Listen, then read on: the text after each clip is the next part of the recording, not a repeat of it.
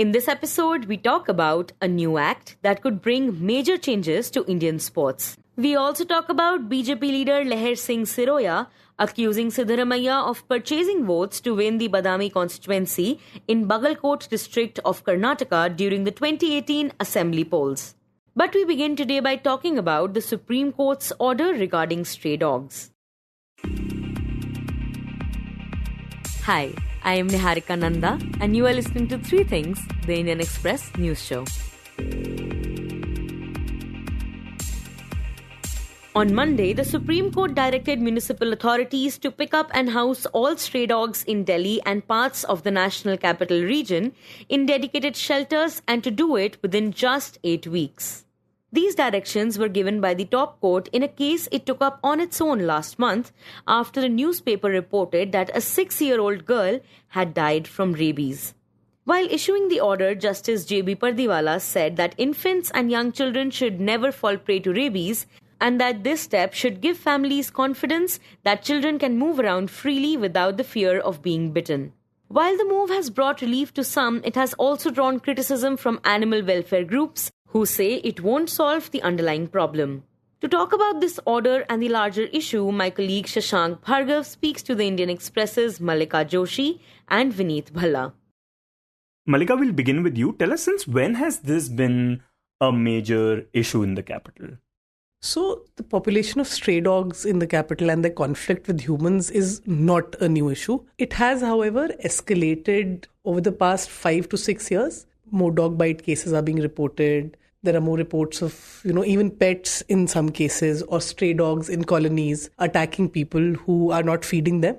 Dog feeders and the general population that may or may not be in support of stray dogs in their colonies have clashed, and their clashes have reached the Supreme Court, the High Courts several times in the last decade or so. So the issue is not new at all. Right, and when we talk about instances of dog bites and dog bite related deaths, the last big one took place in 2024, right? When a 2-year-old girl was mauled to death. Yes, there were reports that this toddler was mauled to death by a dog. But again, there was a lot of conflicting information on that, where a lot of dog activists, animal activists said that it was not a dog that caused her death. There has always been this sort of lack of clarity, even with reports of strays attacking humans. That is in part because there is no government agency that is very actively looking at this issue, even though there are government departments that are supposed to. The second issue is that it is such an acrimonious issue where animal activists and other people, politicians, continuously fight over the attacks or even harm done by street dogs on the streets of Delhi and NCR. And talk about what have been some of the biggest concerns related to street dogs in the capital. And of course, we are talking about the capital, but this is an issue that many other cities in the country face as well. So, of course, the main issue is the attacks. Then there are other things, such as littering, dog feces not being disposed of properly, which is a problem that we as a country face on a very large scale. In a lot of Western countries, you can't have your dog defecate on the road and just leave the remains there. There are very strict rules, there are very strict fines that are imposed for this sort of littering. That, unfortunately, has never really translated into action in India. So that is also a constant cause of just, fights between different groups of people. Right, and dog feces we know can lead to the spread of different kinds of parasites, and street dogs can also significantly contribute to road accidents, for example. Now, earlier you mentioned that, no government agency is looking at this issue very actively. But have there been measures that have been put in place to control the population? So the measures on paper have been in place for decades now. There is a very simple thing that the agencies are supposed to do, as in simple, sounds simple, is to capture the dogs, sterilize them, and then leave them where you picked them up from. This avoids the dogs going to places and, getting into a turf war with other strays present over there. They also have these support systems of sorts in the colonies that they've been picked up from. So all of those things on paper do exist. But this process has been, fraught by corruption. There is also a huge issue in finding people who will, in dog catchers essentially. It's a tough job. And MCD, for example, in Delhi has tried to hire people on contract in permanent positions, but have really failed to scale up. So while the MCD is inherently responsible for the management of any stray population, not just dogs, cows, anything, dogs, etc., but the process has been extremely, extremely slow and ineffective so far.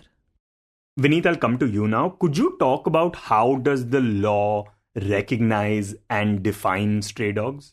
So we have what is called the animal birth control rules, which have been in place actually since 2001, but the latest iteration of them were put in place by the government in 2023. These rules exclusively articulate that dogs as well as cats are to be seen as community animals. Stray dogs and stray cats, that is. Which means that it is the job of the Resident Welfare Association to feed these animals as well, and they cannot be displaced from where they have been born and brought up, which is to say that if they are picked up by authorities for immunization or sterilization, the rules make it incumbent upon these authorities to bring them back to these areas.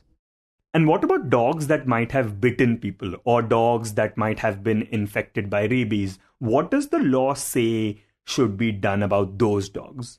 So this is where the law gets slightly hazy. The rules say that in certain circumstances, animals, or which may include stray dogs, can be euthanized, but only when they become a great nuisance or they pose a threat to human life. And even then, the provisions under these rules make it so that it is extremely tough to actually get to that decision of killing these animals, because there are a number of permissions that you have to seek, and there are monitoring committees in place which have to sign off on this decision. So essentially it becomes virtually impossible for local authorities to actually kill dogs. But what happens, practically speaking, when you have a troublesome dog, either a rabid dog or some dog which is biting other people in the area, is that authorities, or actually in most cases just the people who live there, they either pick up the dog, beat that dog up and kill it, or they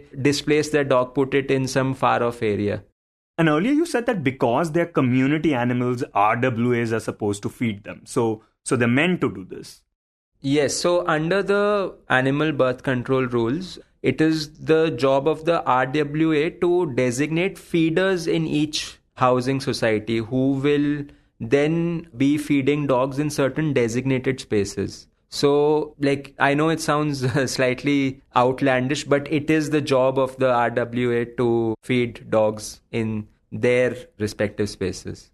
And we understand that dog bites have increased in the capital. According to the Ministry of Animal Husbandry, Delhi recorded close to 18,000 dog bites in 2023, and this number was over 25,000 in 2024.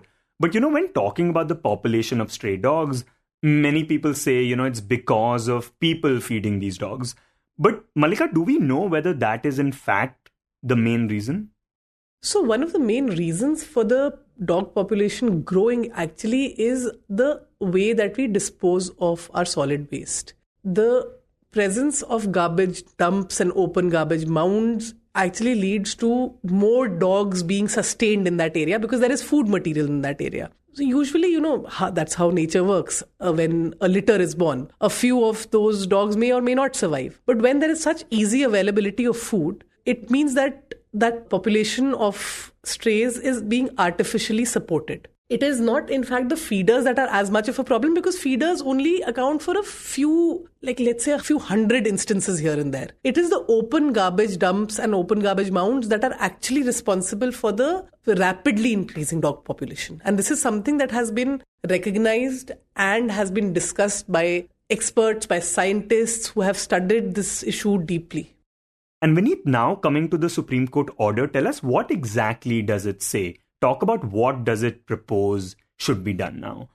So Shashank, the order hasn't been published yet, but from the reporting that we've been seeing and our own colleague who reported on this, basically the Supreme Court has said that within the next 8 weeks, all stray dogs in the city of Delhi as well as other parts of NCR including Noida and Gurgaon, will have to be removed from the streets of these cities and be placed in dog shelters. And the court has said that these dog shelters have to be preferably somewhere far off. It doesn't define what far off means, but the court says that they have to be somewhere far off, and these shelters have to be in CCTV surveillance so that the court can make sure that none of these dogs escape. The court was very clear about the fact that once these dogs are detained, the word detained has been used in all reports that I've seen. Once these dogs are detained, they cannot be let out again. Moreover, the court has also said that if any animal rights activist resists the removal of these dogs, they can be charged with contempt of court. And also earlier you mentioned that since street dogs are considered community animals, they should not be removed from where they have been living. So doesn't this order go against that? Yeah, so on the face of it, the Supreme Court order is in violation of the animal birth control rules, and we'll have to look at the order. But from the reporting, apparently one of the judges, Justice J.B. Pardiwala, he said that let's ignore these rules for now because this problem has to be treated urgently. And Mallica, how feasible is this directive of building these shelters for these dogs? And also, has something like this been proposed in the past? So I don't remember a proposal of this sort having been passed in the city ever, in this country ever before. But on the face of it, it is going to be extremely challenging for agencies to do something like that.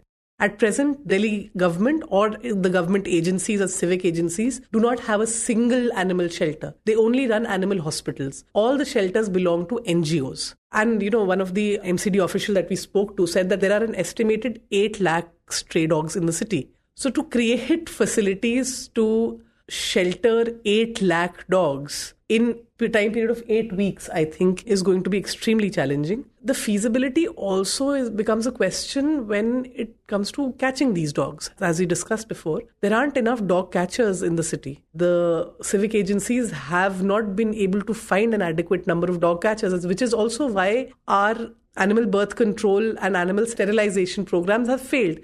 And Mallica, this of course is not just a problem concerning cities like Delhi and Mumbai and Kolkata, but many other countries have also faced this issue. Could you talk about how they have handled it? So the biggest thing that any country needs to do is to have a very robust animal sterilization program. As I said, on paper, we've had that for years now. The ABC rules, in fact, dictate how it's supposed to be done. But it has just not worked in our cities. And a combination of poor garbage disposal and the poor implementation of this animal sterilization programs has meant that the authorities have completely lost control and lost track of how many strays there are and how to control them. Had our ABC rules been implemented the way they were supposed to have, we would not have been staring at a problem of this proportion. And next we talk about a new act that could bring major changes to Indian sports. This is the National Sports Governance Act, which was passed by both the houses of the parliament this week. It aims to overhaul how various sports federations function and proposes the setting up of a tribunal which will handle a wide range of disputes. So the purpose is basically to bring sort of a structure in terms of how the sports are governed in our country. That's the Indian Express's Mihir Vasavda, the co-host of the Express Sports podcast, and we are talking to him about the act.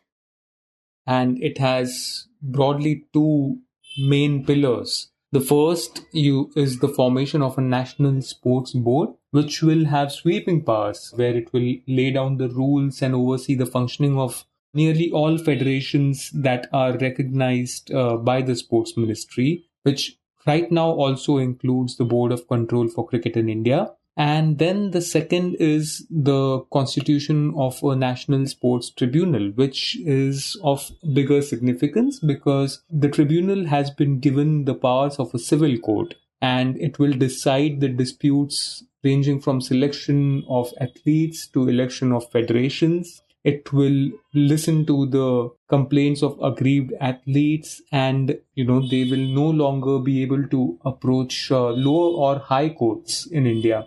So the tribunal will become their first port of redressal, and its decisions can only be challenged in the Supreme Court. So these are the two broad points of the bill and the reason why it's become an act now. And Mihir, what according to you was the reason that this act was needed? The reason largely is the general mismanagement of sport governance in India. There is a lot of opacity. There is, we've done a research in the past where hundreds of cases are pending across different courts in the country regarding the election of office bearers and selection, most of them. So there has always been this point that Indian sport is very poorly governed, which is why it became necessary from the government's point of view to have a bill. Now, the government anyway had a say directly or indirectly on how the sport was run in the country, because all the federations depended on the sports ministry for its funding, and only the federations that met a long list of government demands would be granted funding. So that was already in place, but with the National Sports Board and the National Sports Tribunal, there is now an attempt to streamline it in a way that was never done before. And Mihir, could you talk about what has determined the functioning of sports federations so far, and how will this act change that? So, when we say determining the functioning of sports federations, it's just the ease of being an athlete, right, in the country. Right now, if you are an athlete starting your career, you don't have a clear pathway of making a career out of it. You don't know, in many cases, where your district federation is or who is in charge of your district federation. And then it goes up from there, from district to state, state to national, national to international. So that pathway is right now very opaque. The facilities, the task that a federation should be doing in terms of promoting the sport, ensuring it reaches a wider audience, it's played by many people, those are the things that determine how a federation does. And in many sports, India has been wanting on those fronts. So that was one reason. How this bill changes that is a big question mark, because it depends largely on who is appointed to important positions. Say, for example, the National Sports Board, which will now be this one-stop shop for most federations, most sports in terms of how it's governed. It will be interesting to see who's appointed at the helm of it, because that's also one of the points that the critics say, that the government has to ensure that a non-conflicted person or someone who does not have a vested interest is appointed to important positions like these. So the implementation of this law will be very critical. And we understand that the National Sports Board will lay down rules and oversee the functioning of federations. In what way does it propose to be more transparent than how things have been till now? Again, it boils down on who will be in charge of it, but at least on paper, the way the law is written, it gives a very defined role and the obligations. So there will be increased public scrutiny, there will be more transparency, at least on paper, as it has been proposed right now. So these are the two main things. There will be so for example, on matters relating to how decisions are made in a sports body and who will be taking them, the reason for those decisions. Now, these will be closely monitored, which until now was largely going unnoticed, and you didn't know who was the person responsible for taking a certain decision. So it now lays down everything in writing on how the processes should be. In terms of, elections of office bearers, again, there are very strict clauses in black and white which have to be followed no matter what. And these are all in accordance to international standards and international practices. So in theory, it will bring a lot more transparency and also defined role in a sports body. And Mihir, if we talk about the BCCI in particular, it has not been under the government till date. Will that change now?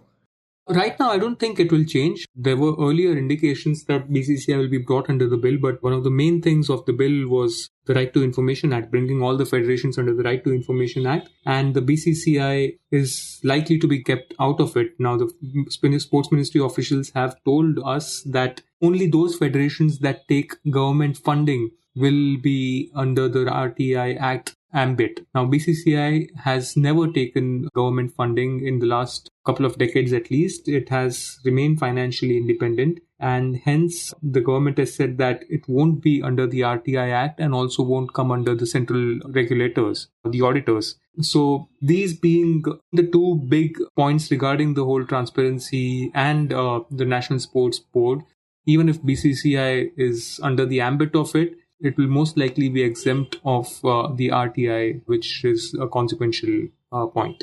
So the BCCI will continue to function the way it has been? Yes, it will. It will continue as it is right now. And Mihir, as you mentioned, as a part of this act, a National Sports Tribunal will also be set up. So why is that, and what purpose will it serve? So a lot of sports-related cases were at all levels of courts, from the lower courts at various state high courts and the Supreme Court. We had done an analysis of this based on a study done by experts and lawyers, and we found that there were hundreds of cases across the country where the courts were still hearing sports-related disputes. Now, it affected in many ways the performance as well as the selection issues, the governance issues. A lot of federations, they're stuck in a quagmire, the latest case being the All India Football Federation, where the start of the new season of India's top division, Indian Super League, is uncertain because of a case that is being heard right now in the Supreme Court. And there are countless examples of this in the past, in the present, where because of a court hearing, the impact of it is felt on the field as well. The attempt with the sports tribunal is to align the whole hearing system, the grievance addressal system, in the way it's done in international sport. So something along the lines of the Court of Arbitration of Sport is being proposed, and that is the National Sports Tribunal. Now, the National Sports Tribunal, you can argue it both ways, that it takes away the basic right of a person to approach courts in case of them being aggrieved. So it takes away that right. And also in the past, experts have told us that tribunals haven't really been a success. The National Green Tribunal being cited as one of the examples. So the presumption is that the tribunal will stay independent and free of conflicts, just like in the case of National Sports Board. But the idea is to take the burden from the high courts and Supreme Court and have a body of experts to adjudicate in matters of sports disputes. Right. Also, how do we imagine this act would impact athletes on an individual level?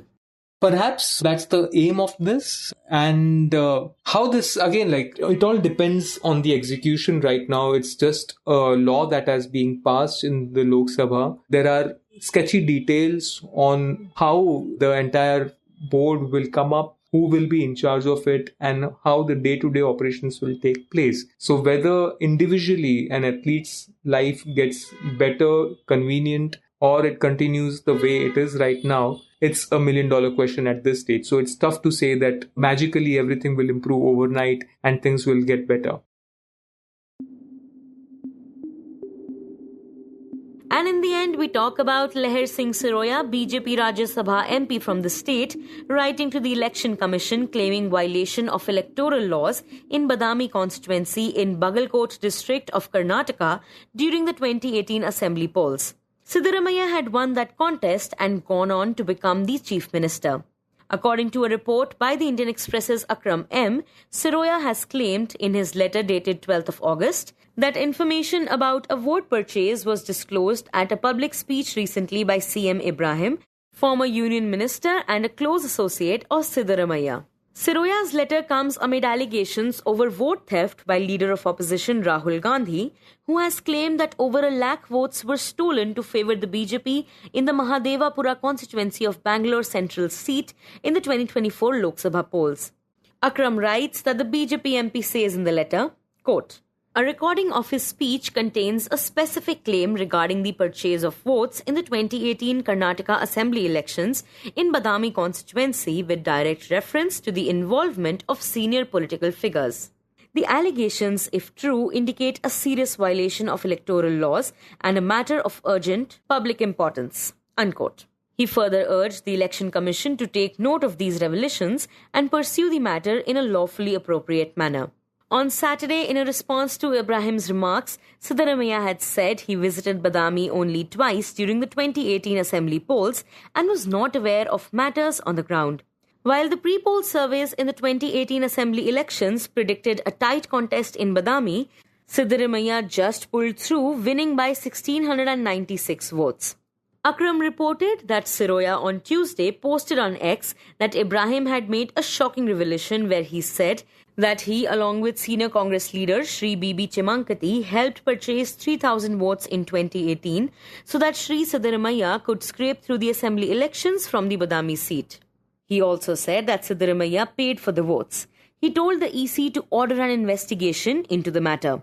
Siroya also took a dig at Gandhi, saying that he had opened up a can of worms and his party men, including his CM, are more affected by it than anybody else.